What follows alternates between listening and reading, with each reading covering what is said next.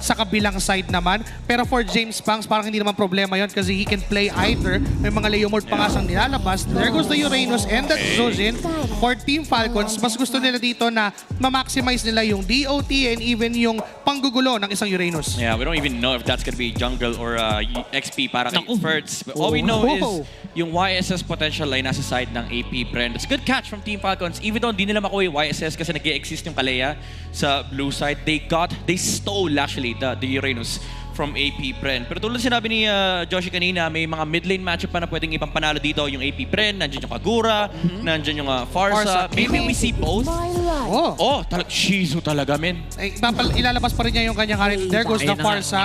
Range-wise, merong habol ang AP Bren and also yung burst potential ng Farsa Kalea combo.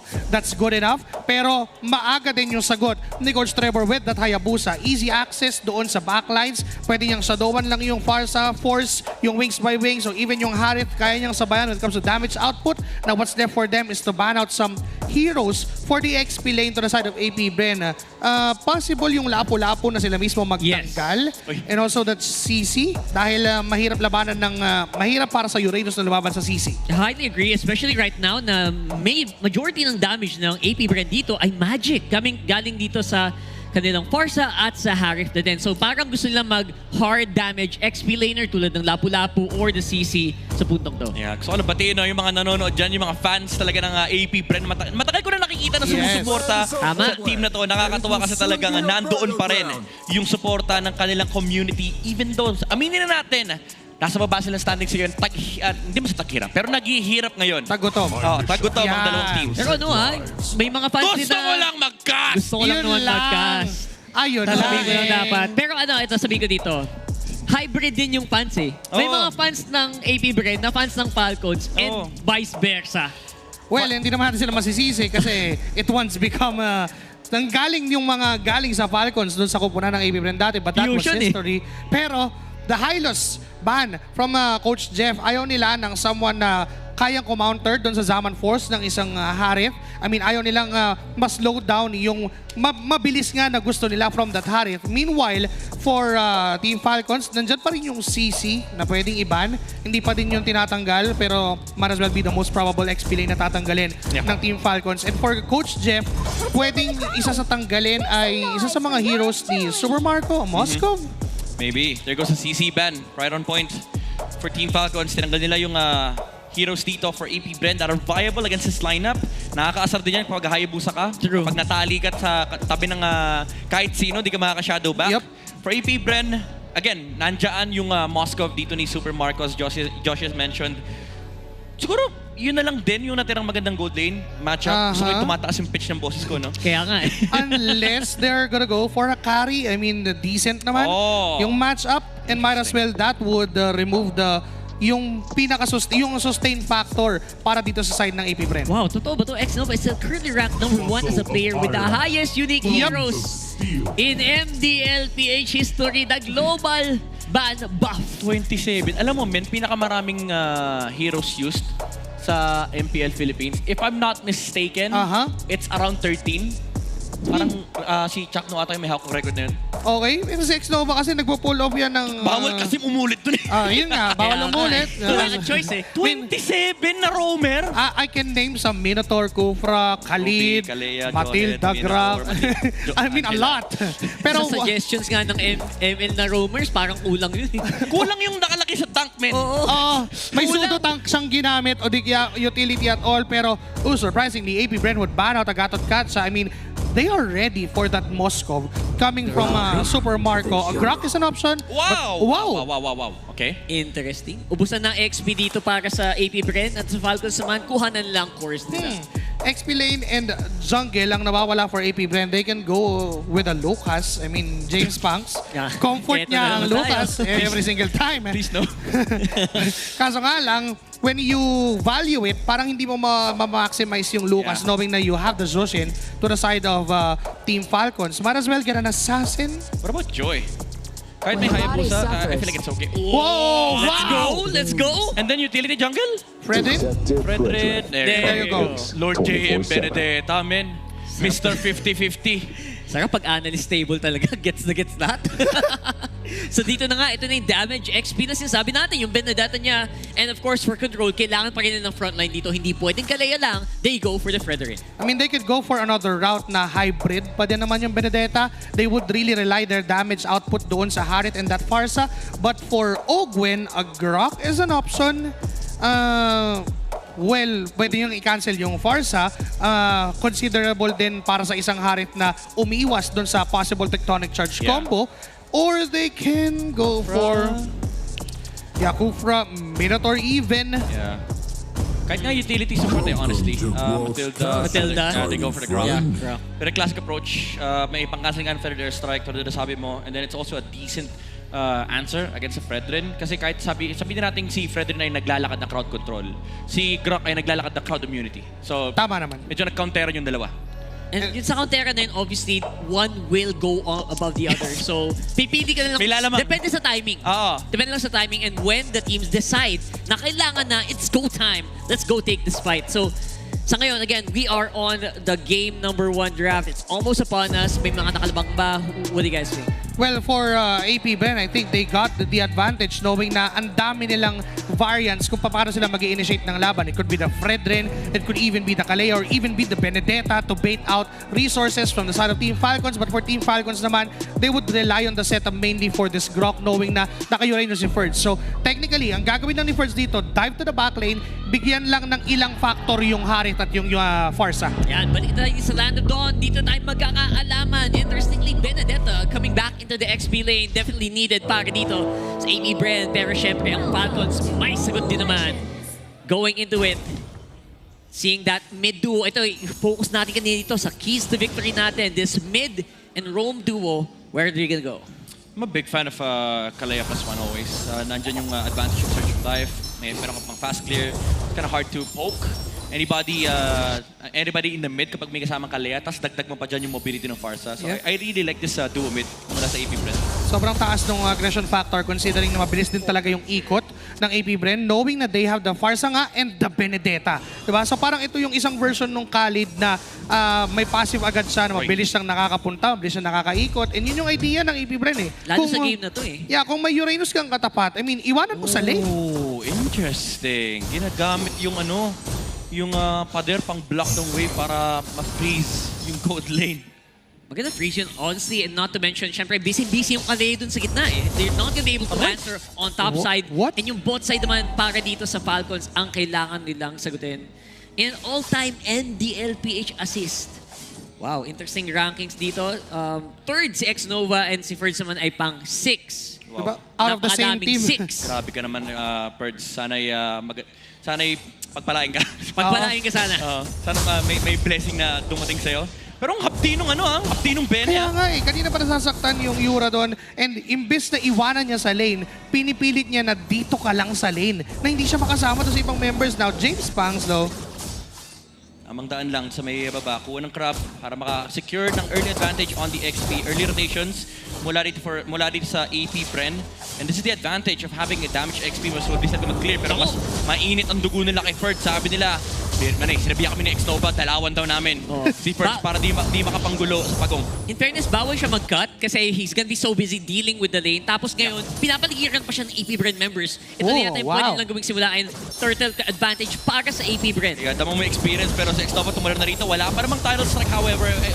Chirami Slam. Pero Federal Strike meron na. Few tutumba. And kasunod na ata ni James Bach buhay pa. First, Goror falling pretty low. And tumumpa na yung Fredrin. Kasama din naman sa yung Uranus. And Team Falcons, even though nakakuha sila ng kill. So jungle, hindi naman nata makakapagpagumpa si Kaltizi. ito yung pinag-uusapan natin kanina na yung mid-duo na composition ng side ng AP Bren would really have the advantage. X-Nova goes with the breaker. Ayun na nga yung Tsunami Slam na hinaharap natin kanina, Kaltizi. Nakapag-shadow palabas pero wala siyang HP.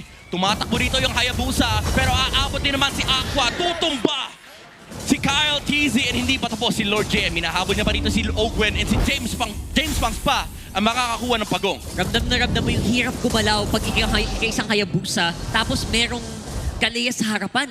Anong gagawin kong galaw dito para malusutan? And again, let's go back to sa sinasabi natin kanina na yung Kalea Farsa, ang laki ng advantage over the Jushin Grok na meron Team Falcons, not only because of the hero itself, but because of the playstyle na nire-require nung combo na yon. For a Jushin Grok to be efficient, kailangan yung Fred rin yung nagiging target nila. But then again, si James Banks, hindi siya ganun nagpapakita, hindi siya ganun yung super aggressive na type of a Fred rin. Pinapauna niya yung initiators nila. And is X-Nova, Summon Force, nagamit na, pero nandoon yung Shadow Kill. Tectonic Charge, ginamit din ni Ogwen just in case. Pero tutumba na nga si Shizu on the gold lane. Super Marco makakakuha ng kanyang gold mula sa Energy Shield. Yeah, magandang answer yun, magandang committal just to get as much JM. gold into the hands of Super Marco. I like the final For JM, blow. maganda yung sagot din dito.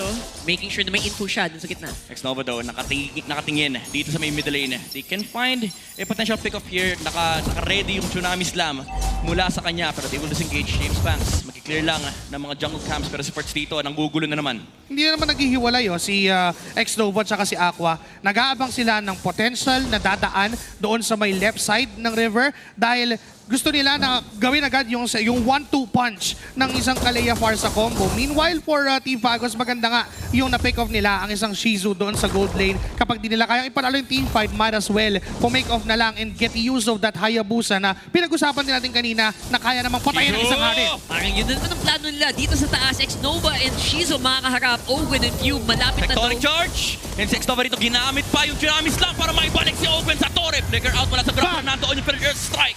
Earth and Rampart para sana hindi makahabol yung AP Brent kaso abot siya ng kalawakan mula kay Aqua. Nililipadan lang yung bato. Yun ang Kahit problema sino? dito. Mahirap na dabutin. Tapos, ito yung kapag naka-utility composition ka talaga pwede ka maghanap ng constant team fights. You see the sudden switch para sa side ng AP Bren. Knowing na wala yung isa sa mid duo ng Falcons, mas okay na ngayon kay James Pang sa maging aggressive enough. And yun yung sinubukan nila, but Kyle TZ. Aqua, may flicker naman pero tinamaan dito si Shizu. Damay civilian pero hindi naman enough yung damage mula dito kay Kyle TZ. So makakatakbo pa yung dalawang miyembro dito ng AP Bren sa may top lane. Lord JM cutting the waves. In the bottom lane, nakapwesto sa pagong si James Banks, X-Nova, bumagsak na rito kay Fertz. Hindi pa niya ginagamit yung kanyang Tsunami Slam, hindi daw ata deserve ni Fertz Cantizi. With the Shadow Wave, hindi niya nakuha yung flicker, nakakuha pa nga si James Banks. Lord JM! Ang final blow mula kay Lord JM, nakalabas siya. X-Nova with the Tsunami Slam onto Ogwen, very rare strike mula kay Aqua. Makakalabas naman siya with the Tectonic Charge. Walang tutumba, pero AP Bren, sila ang nakakuha ng pagong. Ang ganda ng plano nila doon. Ang ganda ng setup din ng Falcons. They were first on the scene. Pero looks like sila ay na-drive-byan lang And ng AP Brent doon. Yun yung nagiging problema kapag yung skill na normally pang-engage ay ginagamit pa pang disengage. But look at Shizu just bullying Super Marco doon sa lane because he knows na merong Aqua at X-Nova na maparating. Again, we're boiling down to how they play yung lineup na meron sila.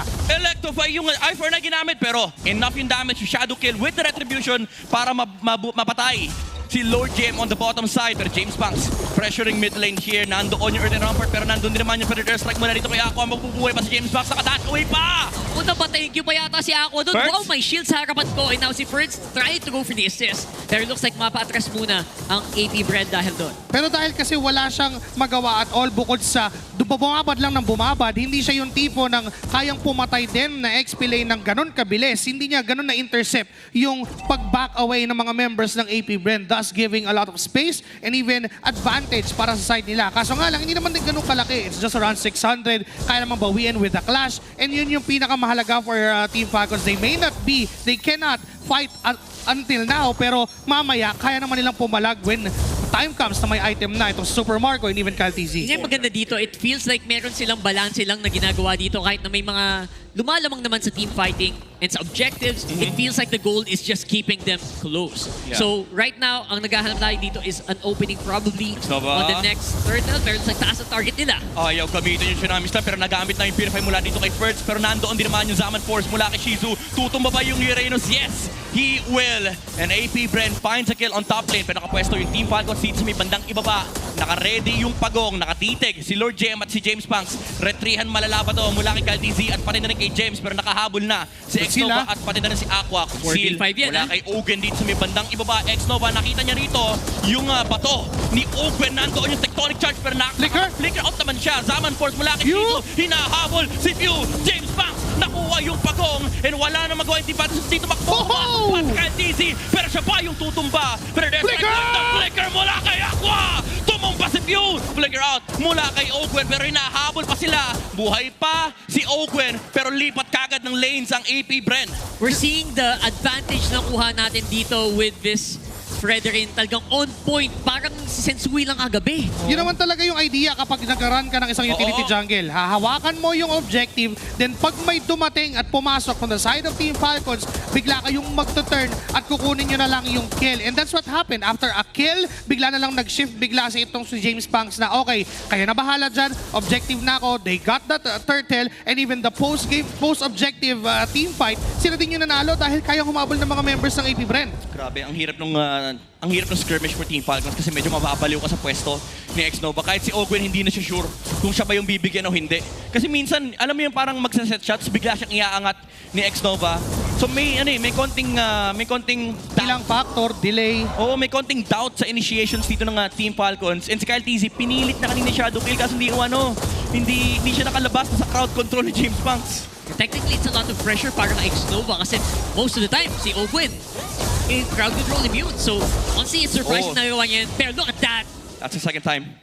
Kyle TZ punishing the Benedetta dahil wala naman siyang enough na pangtakas, pero sa Spurs makakatakas pa. Nandoon yung crowd control energy eruption mula dito kay James Punks, pero hindi pa naman tutuloy ang Team Falcons. Ginamit yung kanyang ultimate para maklear yung minion wave alongside the Feather Airstrike, halting the push mula sa Team Falcons. Yun naman ang lamang nila. They're always gonna have that crowd clearing. That CC clearing here para dito.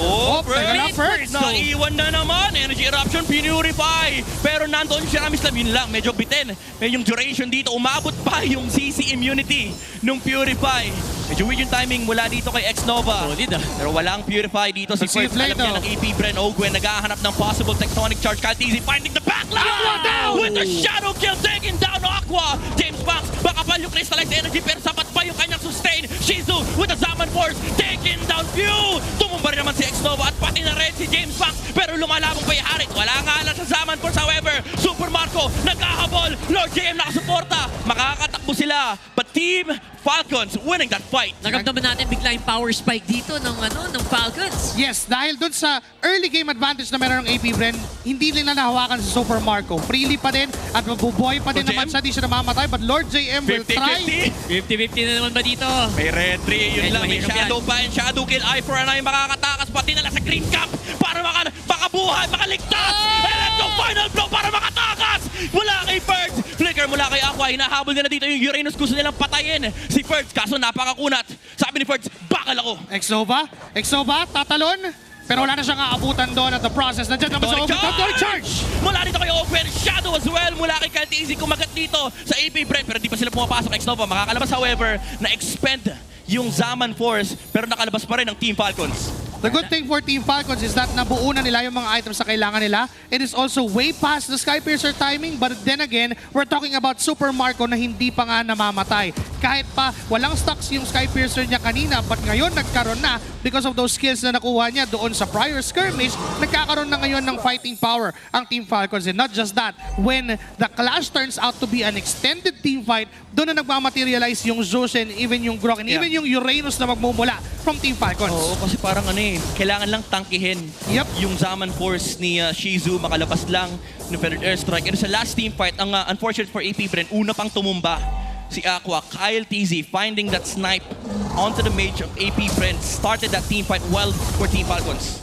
Yung snipe dito ni Super Marco definitely getting felt as well from downtown. So, sisimulan tayong mag-backle run dito sa next Lord. Pero definitely Falcons nakaangat na ng sagad mula doon sa pagkalamang dito ng AP Bren sa first set 10 minutes of the game. Kasi kung usapang range naman, yes, AP Bren has that Forza mula kay Aqua. But for Team Falcons, nandyan din naman si Super Marco. So, nagkakaroon ngayon ng problema ang dalawang kupunan kung paano nila abutin yung Farsa and even yung Granger ni Super Marco. But for Team Falcons, may ease of access sila because of that Hayabusa, and even Ogwen can just tank up and soak up those damages on the front line and try to flicker tectonic charge yung Farsa na problema nga ng Team Falcons. But then again for AP Bren, kailangan natin makita din yung value ni Lord JM with that Benedetta more often than usual kasi kailangan niyang guluhin naman yung si Super Marco doon sa backline. Yeah, medyo mahirap yung task for AP Bren, honestly. Kasi pag tinignan mo yung comp ng Team Falcons, parang yung sinasabi mo, Joshi, mas madaling gawin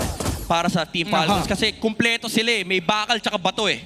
Ang kunat nung lineup ng Team Falcons. Tapos biglang may ninja na papasok sa likuran. maganda dito yung ninja kasi tsaka yung ano, yung bumabaril, tumatagos eh. Oo. Wala ano sila parang long range battle. Yung nilalaban dito ng Team Falcons. Tapos may tagatingin ng checkpoint sa unahan.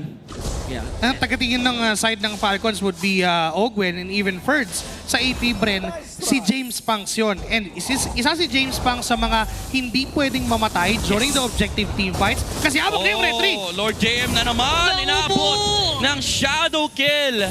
Hindi kumasa yung Electro Final Blow, the possible dodge. Sana na gusto niyang gawin, hindi umabot. So they are gonna have to play this Lord fight 5v4. Nakasimula na yung slow push sa bottom side. Ang hirap, no? Hindi kinakaya nung iframes Yeah. na maiwasan yung damage ni Kyle Teasy. Dito napakahapde. Grabe si Kyle. Super bilis nung response. Nakita niya, nagre-react yung AP Bren, naghahanap ng potential pick-off. Naharangan Pero nakalabas yung Hayabusa ay nakaharang dito si Few. Ayan, kita nila lahat, naka-flashlight. Si Kapitan. Kita niya si James Punks. You gotta keep your eyes on the prize. Si James Banks, hindi siya pwedeng malo bago magsimula yung Lord na to. Pero hindi sila maaabot for that 50-50 at the same time. Falcons, labang na 3,000 gold. Kanina di-discuss natin yung problema when it comes to the range from both of these teams. Ang naging solusyon ng Team Falcon was that remove the solution from AP Bren. Kung si Lord JM lang yung may ease of access na abutin, si Super Marco and even itong si Few, tanggalin natin, unahin natin. And that really gave a lot of advantage for Team Falcons kasi wala silang problemahin at all. Nung nawala si Lord JM doon sa bago magkaroon ng Lord, hindi na nga lumaban agad ang AP Bren because they know na walang sasalo nung prior damage from the range na magagaling sa Team Falcon. Wala na kasing uhuli kay Super Marco. May damage naman yung AP Bren. Yun nga lang yung mga targets na gustong makuha dito ni Lord JM. Hindi niya maabot kasi nakaharang dito sila Ferds, si Kyle, si Ogwen, may Bakal, may Bato, may Ninja. So medyo hirap din talaga for AP Bren na hanapin yung proper team fight. Sa Team Falcons, tuloy-tuloy yung kanilang pag-march sa base ng AP Bren. Unang Tori bumagsak na sa bandang ibaba. Nakaharang dito yung 4 na miyembro habang nagpa-form pa rin si Kyle TZ. Gets ko din yung dilemma dito ni Lord JM kasi kanina tinatry niyo pumasok tapos ang anti-punish. Oo. So parang sa isip mo yun, pag pumasok ako dito, baka madali pa, baka pahamak pa yung teammates ko. So I get why ang hirap din pumasok pero they have to do something. Ferds, standing in the front line. Wala siyang problema, saluhin lahat. Tinamaan dito si Lord JM. Ang sakit. Kung anumang poke damage yun na lumabas ng Team Falcons. Makikita niya rito yung Hayabusa. Kaltisi, makakapag-shadow kill pa. Lumabas yung ulti ng Hayabusa. And tumumba pa rin naman mula kay Shizu, yung jungler ng Team Falcons. Pero gusto pa na lumaban. Naandoon pa yung Earthen Rampart. Pero James Punks with the Winter Crown. Yun na nga, nakadali. Kakasabi lang natin kanina, X-Nova ang gumawa ng paraan para mahanap yung target na kailangan nila with a free-man title strike. Even though kamuntik-muntikan pa na si Kyle TZ ay hindi mabuhay and makapatay pa on the side of AP Bren, napakaganda nung ginawa ni James Punks and even ito ni Lord JM na kunin yung aggro ng ibang members ng Team Falcons on the side. And even the Winter Crown, it's a micro moment na kahit pasabihin mong util lang si James Punks ngayon ay kaya niyang galawan. Oo. And din, laking tulong din kasi nung sa totoo lang yung Search of Life. Kay X-Nova, nahulit si Ogwen dito with a Tsunami Slam. Pero nandoon yung CC Mini Defender. Tapos malaki ako, walang pang-abot pero tumumba na yung Kalea. Ferds, sa may bandang unahan. Naghahanap siya dito ng possible re-entry for Team Falcons. Nandoon yung Crimson Beacon mula kay Few. Shizu ginamit yung Zaman Force para makatakbo. Pero nakaban! Si James Punks, Tectonic Charge! Mula kay Ogwen, dami pa rin si Lord JM. Pero napakakuha itong Fredrin. Nandoon yung Expand Flow with the Petrify pero may Purify. Mula kay Few. Nandito Lord JM down! Lord JM once again goes down! Another punish here, just when you thought babawi na yung AP Bren, Falcons, biglang papalag na Thriller strike para dumapensa mula dito kay Aqua. Good clear. Mapipigilan nila yung Team Falcons pero 10 seconds. Yung Lord ay lalabas na. Top lane na lang ang iintindihin dito ni Kyle TZ. And nakapwesto sila, nakaharang si Ferds sa AP Bren. And for those team fights na panalo ng Team Falcon, it really was extended team fights. Isa lang yata yung burst doon. That would be that Lord JM burst doon sa bottom lane bago mag-Lord kanina. So technically, hindi option for AP Bren na patagalin yung laban. Pag may nahuli si X-Nova, kailangan ma-burst agad ng AP Bren. Ito, 4v5 to. What's it gonna be? First, nasa harapan. Ogwen, nasa kanan. First zone. They saw the jump. Alam nila walang talon dito si X-Nova pero nandoon yung conceal. Fake lang pala. Pinapump fake lang nila dito yung Team Falcons. Shizu, diba? James Punks sa may unahan. Hinaharang niya rito yung Uranus pero si X-Nova wala naharang target dito. James Punks with the energy eruption pero tumawid si Ferds. Gusto niya patayin yung Farsa pero nandoon yung Winter Crown. Tumumpa na si X-Nova. Wala sila maharang team fight. Buhay pa yung Uranus. James Punks falling pretty low. Mamamatay pa yung Frederick with the Winter Crown. Hindi na siya makakalabas. And na-secure pa yung Lord for Team Falcons. a masterful display of our Lord dance is executed dito sa game na to. Nakita natin na kung saan biglang nag-turn na lang at iniwan ng mga members ng Team Falcons yung Lord sa hawak ni Kyle TZ. Dahil alam din naman nila na yung damage ni View and Super Marco is enough to burst down even X-Nova, but now they go for the offense. Ito, mahirap na to gagawin nila dito to control these waves. It's gonna be very difficult. No predator strike. The Lord is marching in. May wave pa sa ibaba. Oh my God! Damage! Napatay nila si Kyle TZ, pero si rito lumalaban pa. Sapat pa yung kanyang damage. Wala na si Lord JM. However, X-Nova jumping in. Nasaan yung Tsunami Slam? Wala pa sila maharap na target. Nakaharang si Birds sa AP Friend. Tutong pa na si X-Nova. And tower lock na ang Team Falcons. Mamamatay pa Super Marco. Hindi! Sila ang makakakuha ng game number 1. Magandang control na pinakita doon sa early game, pero Falcons pa rin ang mamamayagpag dito sa game number 1. Crucial Petrify coming in from Lord JM, but then again, hindi na nila na depensa